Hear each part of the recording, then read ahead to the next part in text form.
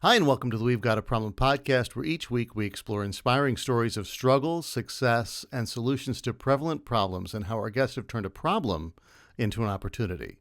Today I'm joined by Shama Singhi, who helps professional women transform their lives by empowering them to deepen their self-awareness, find their purpose and direction, and move toward taking massive and decisive action. Shama, welcome to the show. Hi, Andrew. Thank you so much. Thank you for having me. Absolutely, absolutely. So, you're an empowerment coach, but you were not born an empowerment coach. Fill us in on your journey. How did you get your start? How did you become your coach? Why, how, what, when, where? Tell us everything. Give us some background. Okay. Okay. Long story. So I'll try to make it concise. But so I'm originally from India. And I got married, and my ex-husband used to live in UK. So I got married. I came to UK, changed countries, changed families, everything. So it was completely new for me. And since then, I've had my own set of challenges, from corporate challenges. So coming in a new country, being the expat, trying to settle in, understanding the culture, to being married for 10 years to a narcissist, and then going through a difficult divorce. And even with that, I think, so when I went through the divorce, I think the divorce was the straw that broke the camel's back. But it was very difficult, given my family was back in India and I had a 5-year-old daughter to look after. So I was by myself essentially, and I could not run away because I had a daughter with him. So I could Right. not run away, could not flee the country. So I had no choice but to face the problem, look at it right in the eye. So that was actually essentially the turning point for my personal development journey. Um, it it took me years um, No, it to happened right away. I'm sure it was just one day you flipped a switch and everything was great, and puppies roamed the planet, and unicorns were filling your house with everything. So obviously there's a process that it goes through, and I assume you apply some of that process to how you coach other people. But what have you seen in your coaching is kind of the main problem? The podcast is called "We've Got a Problem." What do you see as the issue? What's holding people back? So, in Bible, there is a saying, love thy neighbor like thyself. Uh-huh. Something on I'm not Christian, by the way. It's just something that I've picked up during the process of self-development. The biggest problem we have is we don't love ourselves. How on earth are we going to love thy neighbor? Right. Right. Okay. Absolutely. So let's continue on with that theme. Why don't we love ourselves? What's wrong? What's going on there? Why not? Obviously, I don't know why not, but unfortunately, this is the way of being a human. If you see babies love themselves. They don't care what you think about them. They don't care if you're calling them cute. They don't care if you're calling them ugly. They really don't care. They're just happy. They're just playing. They'll shout and scream for what they want. If they're hungry, they'll make sure everybody knows they're Yes. hungry. You know, but in the process of life, I think as we grow older, we pick up things. We pick up on other people's emotions, other people's opinions, other people's way of thinking. And Mm-hmm. that's when we start disconnecting from ourselves. And that's when we stop loving ourselves slowly, steadily. It's not something that happens overnight, right? So the process of not loving ourselves happens slowly, steadily, one step at a time. Mm-hmm. And by the time we're grown-ups, I think we're just totally disconnected from ourselves. Yes, yes, yes, yes. So how do we reconnect to ourselves? Obviously self-awareness is crucial to the process. Is that where you start with your coaching clients, just building better self-awareness? And what do we do about that? How can we move toward deepening that self-awareness? I think so. Life is like a mirror.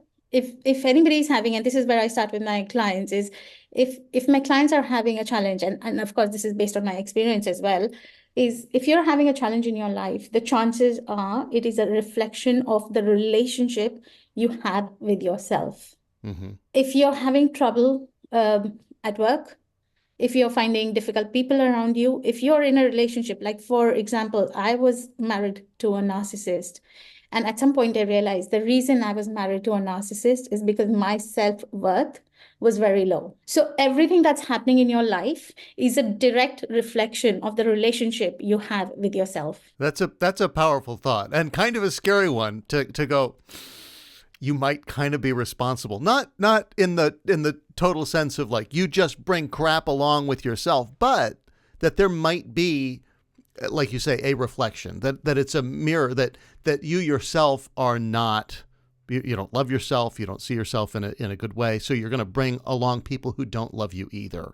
I mean, I suppose I'm kind of generalizing there, but there is a sense that you have a component to deal with in this situation, but also that you're empowered to change it, right? Which that's it's both kind of difficult to swallow, but at the same time empowering, because Exactly. you're there. Yeah. So I mean, talk to me a little bit more about what we need to do to deepen that self-awareness. How do we start to reconnect? I think it's what you said. The first thing is take responsibility. Know that you have more power than you think you have. Most of the times we are stuck in that victimhood. Oh, life is happening to me. Somebody else did something bad to me. I am the way I am because of my parents. And if we find reasons, I can blame like 100 people in my life or 100 situations in my life. But the fact is, it is what it is. So I can either keep blaming for the rest of my life, or I can take responsibility and say, actually, I have more power and I'm going to do something about it. Okay. So now we're going to do something about it, right? Yeah. What do we do? Okay, great. So what? That's the next question, right? What do we do? Find a coach like me. Okay. All right. Uh, on a serious note, it is, like I said, it is a process of becoming more self-aware. So I can give you a few, and to the listeners as well, a few tools and tips that I've done in the past that has helped me. I still do it, not only in the past. So one of the things that I found very powerful is journaling. Mm-hmm. When we journal, we become more aware of our own thoughts and our own belief system, or even our limiting beliefs. So self-awareness, basically what you do, you become more self-aware. How do you become more self-aware? Is by doing different things. Different things work for different people. Journaling has done wonders for me, because when I'm journaling, my thoughts become so clear. It's unbelievable. Sometimes you surprise yourself, because you don't even know what you're thinking about till the time you start journaling. It's like, oh my God, this is my problem. Right. So, I mean, there are several different ways to kind of build that, start that process of what is going through my head. What's really at issue here? What am I really working with? What's the problem? What can I do? And what can I turn into an opportunity? But even then, just the awareness isn't enough, right? Okay, now I'm aware. Now I'm self-aware. I painfully am aware of what my issues are. I know everything I do, and I kind of know why I do it.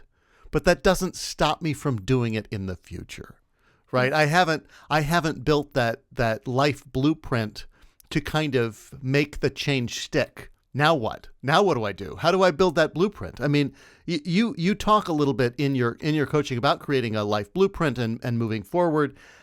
How can we kind of, well, first of all, what does that mean to you?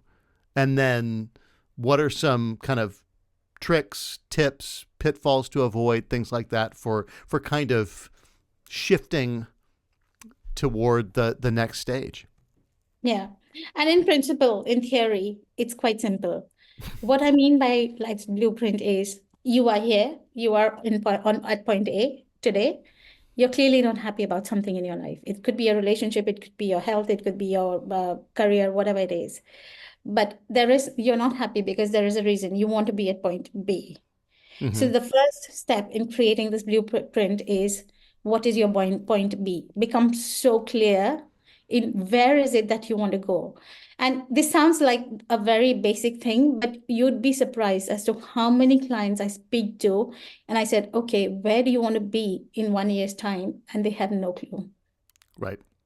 They have no answer. It's hard. I mean, it really, actually, like you say, once you get disconnected from yourself, you become an adult. You ask a child what they want to be, and they will come up with any number of big, hairy, audacious, giant, huge goals. I want to be an astronaut. I want to, and some of them are not so ambitious. Like, I want to be a garbage man. I want to be the guy who's like, okay, but what's behind that? What makes that exciting? Well, I get to ride in a big truck that looks cool. Yeah. Okay, great. But they have that thing, like, that's where I want to go. And we Yeah. lose that. I don't know. I mean, we can talk ad nauseum about the fact that people tell you your dreams aren't valid throughout your life and cut you down and go, well, that's not real. You need to be realistic, and don't go too far, because you'll then you'll be different. So we've got that, the goals, our kind of plan and whatnot, and we kind of know what's going to keep getting in our way, I guess. But Yeah.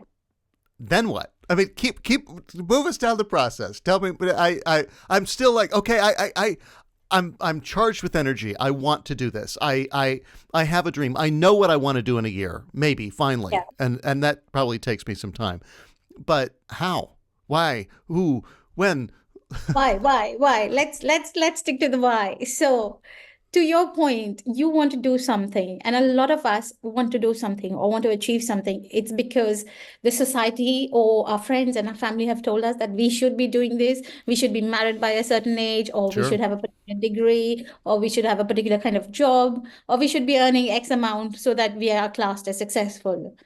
I think the blueprint of your life actually has to be yours, not what the society is saying. Yeah. So when you say, I want to be in point B, for example, I want to lose 10 kilos in the next 1 month. Why do I want to lose that? Right. So let's come back to, okay, this is the point B, but why is it point B for me? And this is where you go 5 levels deep. Why?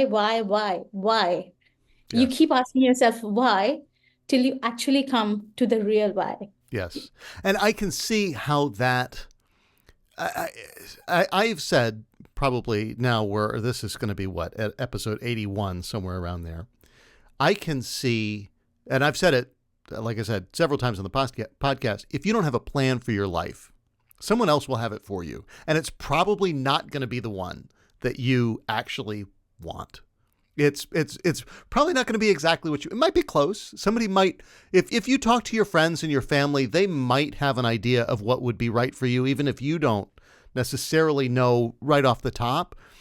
But it's probably not going to be exactly what you want. So you need to have a plan of your own, because otherwise the world will.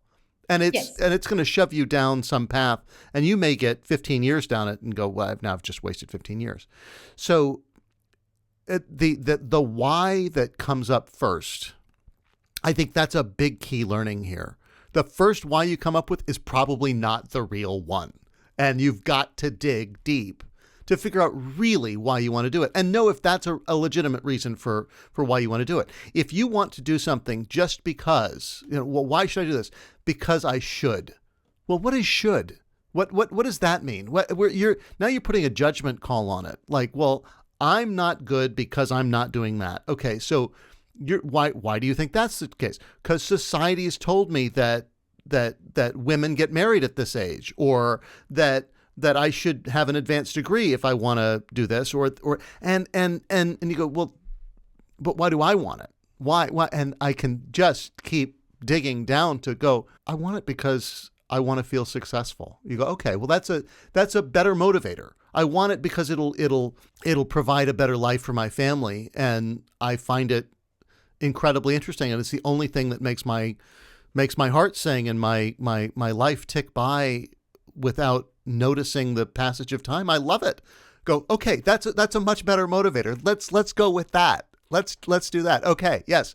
What else? And then once you have, to your point, I think something you said before is, once you've really found out your why. And just before I go to the next step, I want to give a brief example of myself. And you asked me this question at the beginning, is why am I a coach right now?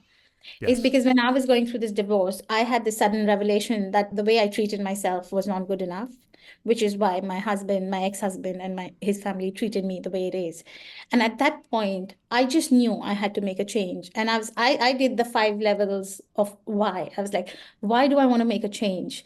Ultimately when I kept going down and down and down, I think for me, my real purpose and my real why is because I want to stop the pain for my daughter. I have a daughter, and I want to make things different so that she doesn't have to relive the pain that I've gone through. Of course. She'll have her own set of challenges, But but why add to them? Yes. yeah, yeah. So Yeah. at least, or maybe she can have a different set of challenges, but Right. at least the pain that I've gone through, if I can minimize or stop it for her, that was my real why. And Yes. that is when I decided I need to create this ripple effect in the world. Even if I can change one person's life, it'll be so worth it. Yes. That's how I became a coach. Yes, for sure. For sure. And I think that's so Tony Robbins, the Yeah. who everybody has heard of, Yeah. Anthony Robbins, if we're going to be technical, as he's kind of the gold standard for personal success coaching and all that kind of stuff.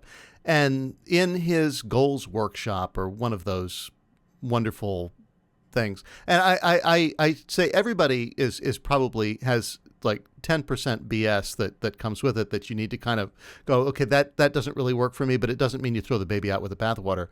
His goal-based coaching of, look, if you don't do something, it's not necessarily because you don't want to. It's because you've got impotent goals. It's goals that don't drive you to the next thing.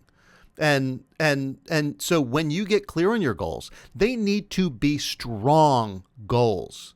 And hey, avoiding pain or helping your possibly putting your child in a position where they can avoid the pain that you experienced, that is a strong motivator. That is something that will drive you to succeed. I mean, that's a foundational level motivation.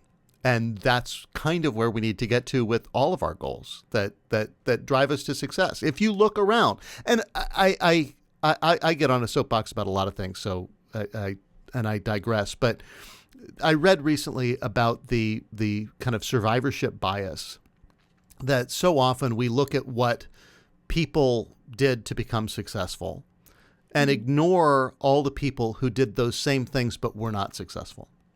And the kind of important lesson there is don't look at something and go, well, everybody who is successful did this. Look at the people who did that but weren't successful and try and figure out what it was that those two groups do not share in common, and why they became that way. But so often with successful people, it's because their goals mattered to them on a fundamental level. And they got clear on them, and clear, I mean, down to that fifth level of why is absolutely crucial. Yeah, sorry, I get excited about this stuff. No. So I mean, talk to me a little about we know how we take action, but there's also in your coaching process a time for kind of reflection. How does that come into play? How often should we be reflecting? What are we looking at as we come through that kind of process? I'm going to build on what you just said about the survivors. What did you say? The survivors? Survivorship bias. Yeah. Survivorship bias. I'm going to build on that when I talk about reflection. So often what happens is when people succeed, we look at, oh, they've succeeded. We don't see all the challenges they've had and how many times they've failed in the process of succeeding. Right. So what reflection is all about is, just because I'm going to give you a blueprint today, or you're going to have a blueprint today, it does not necessarily mean it is going to work the first time around. Huh. But don't we wish it would? Yes. I would love it. I mean, I wish it worked for me, but I can tell you how many times I've changed my why, how many times I've changed my point B, and different areas of your life. So there could be one area of your life which works perfectly fine. And then there'll be other where you keep trying and keep trying and keep trying and you keep failing. But that is okay. So what reflection really does is, okay, this is what you've been doing so far. How has it impacted? Has it brought about any positive change or the change that you want in your life? If it Yes. hasn't, then how can we shift gears, probably just by a degree or so, and how can we change our path slightly to make sure that we are still on track to Yes. achieve what we want? But Yes. the other thing is, if the point B has changed in the process, let's say you're 1 month down the line and you realize that's not really what I want, that's also fine. Yes. Yes. And that's like you said, that's also fine.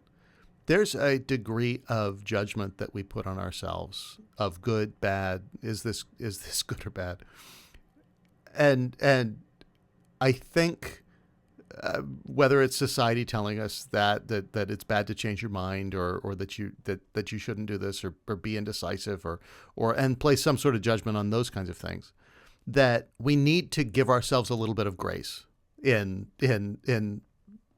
okay, that wasn't it. Just like you say, okay, you go on a date with somebody and you have a good time, and after a little while, couple of dates, you go, that person's not for me.